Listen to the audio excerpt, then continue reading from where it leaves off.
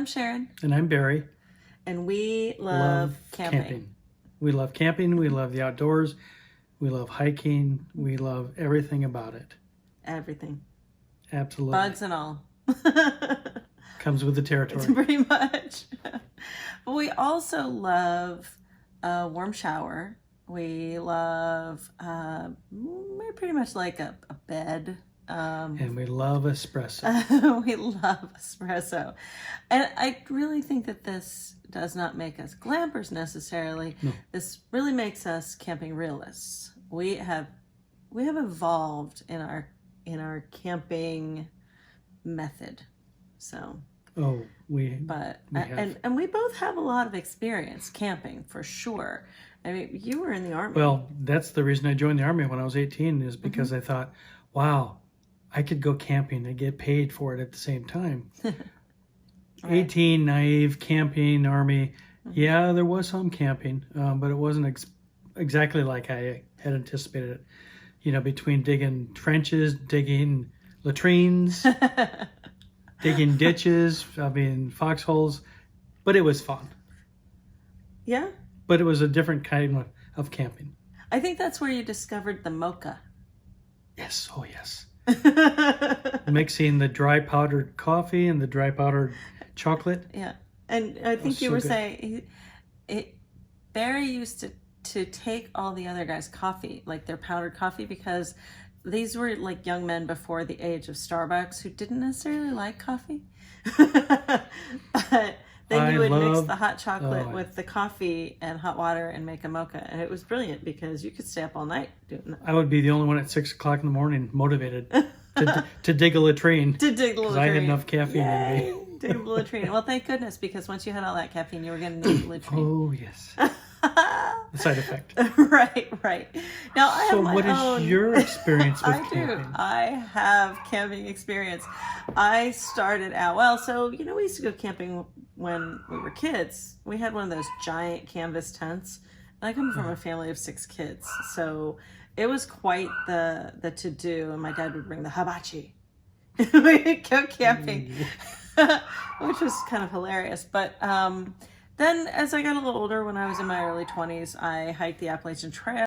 I also, when I lived out west, I hiked in Yosemite and some other parks in the area and did my fair share of backpack camping, where, and saw plenty of wildlife, including bears, and where you go the opposite direction of the bear.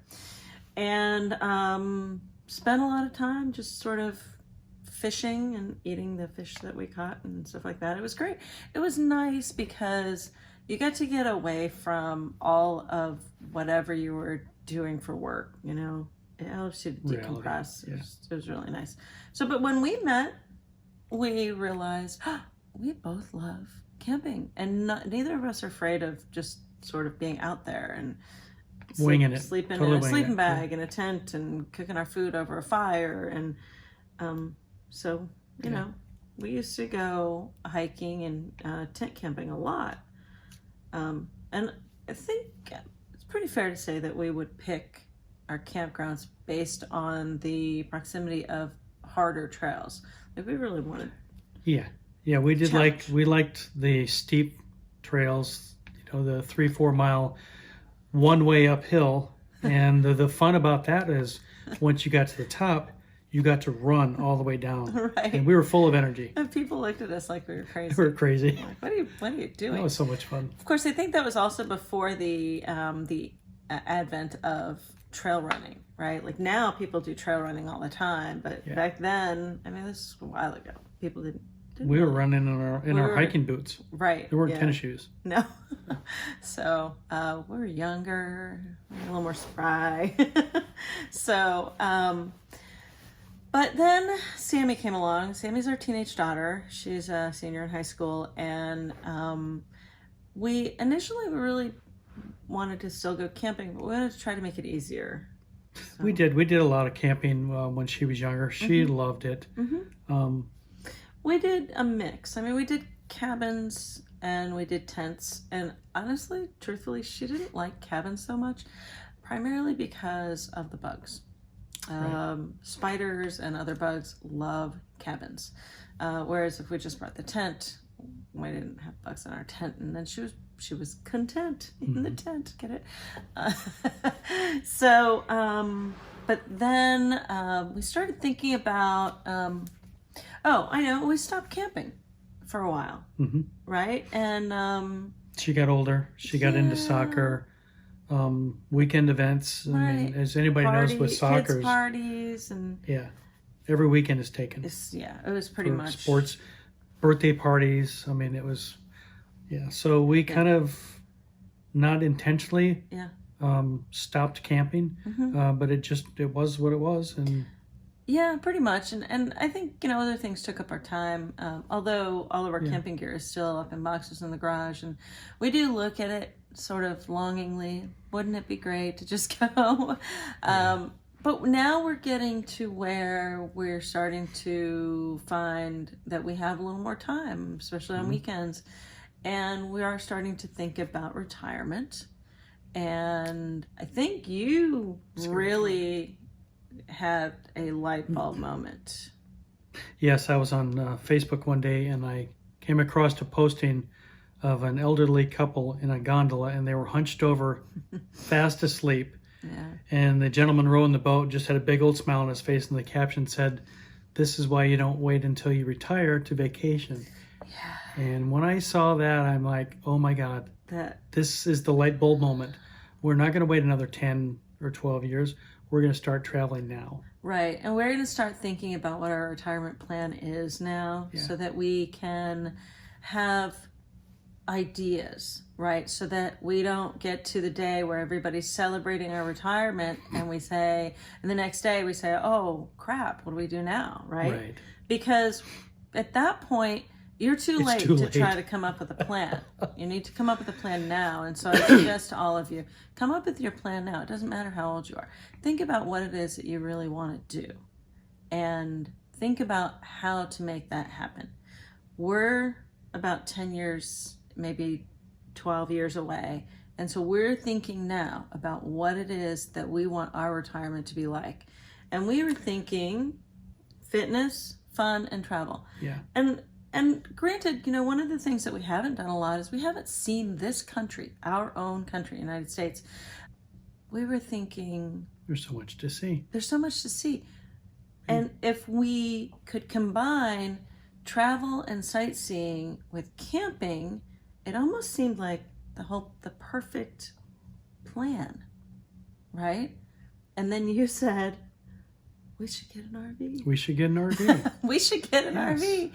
And I said, a what? She did not like that idea at all. Well, because, you stereotype against RVers. There's kind of a stereotype.